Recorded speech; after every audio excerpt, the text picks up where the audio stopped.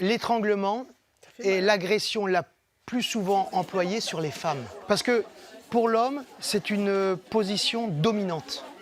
L'atelier débute par l'apprentissage de quelques techniques dans des situations bien concrètes.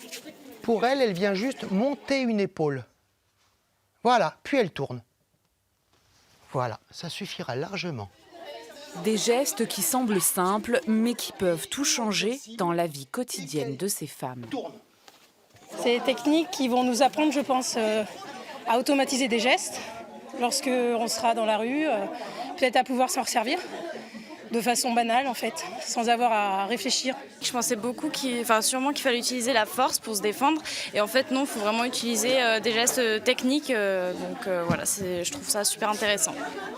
Ici, pendant 2 heures, il n'est pas question d'apprendre à se battre, mais de prendre confiance en soi et se sentir moins vulnérable. La dernière là, qui est un étranglement au sol, c'est des situations qui parlent aux femmes. Les agressions sur les femmes, il y en a qui sont plus graves que d'autres. On parle beaucoup des insultes tout de suite. Les insultes, on s'en remet. La situation qu'on étudie tout de suite, les femmes s'en remettent nettement moins. Donc il faut aborder aussi des choses qui sont sérieuses, des dangers sérieux pour les femmes.